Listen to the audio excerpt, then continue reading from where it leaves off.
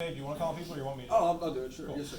Hi, I was wondering, now that we have approximately 1,000 counties across the country that have declared Second Amendment sanctuary status of some sort or another, how can you, or what have you done, or what will you do to make sure that those individuals who support the Second Amendment and the sanctuary counties movement show up to vote? So that's a great question. So not only was I very supportive, obviously, of the 2A sanctuary movement here in Virginia, but I actually work with an organization called the Hazlitt Coalition, which has 90 state legislators, which are very like-minded all across the country. I was taking our resolutions here, and I was sending them over to them, and that's when you start going in Texas, in Oklahoma, in Wyoming. These were guys that I know and I've been working with for several years now.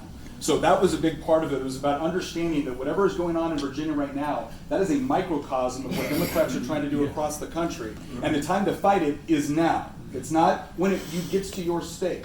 And so I was very happy to work with those people in order to do that. But then we had to follow up with it. So what I was telling them and what we've been doing here in Virginia is we don't just show up to one of these Second Amendment rallies, give a nice speech, and then leave. We ask the question, how many of you are registered to vote? And if they're not registered, we get them the tools that they need in order to get registered. How many of you are involved with your local committee? It's one of the things that I always talk about when I go to a group, because I've been asked this now more than ever. How do I do something? How can we have an effect? And the first question I ask, are you involved with your local committee?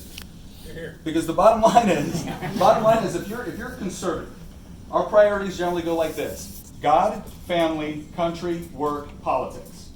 And the only reason why we do politics is to keep the government out of God, family, country, and work.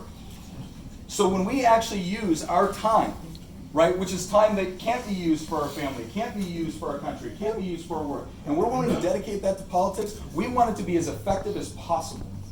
And getting plugged in with a local organization that can help you out, that can help you have the most influence possible within the sphere that you control and that you understand and that you know, that is how you maximize the effect of everything that you do. So we've worked a lot in order to make sure that people are getting plugged in with organizations that support the things that they care about, whether it's VCDL, Gun Owners of America, NRA, and also getting pulled into larger organizations that can help with the overall tracking the bills that they care about. Because the more energized we can keep with people, there's a lot of people that said, oh, HB 961, the House Assault Weapons Bill, is it's dead. No, it isn't. No, it's not. It got carried over to next year. And you know what? If that's the way they want to play it, good, because I'm going to remind my constituents, I'm going to remind all of you every single opportunity I get, guess what's coming back next year? Because the more motivated you can keep people on the issues that are important to them, the more likely they are to be involved in an effective way. Thank you.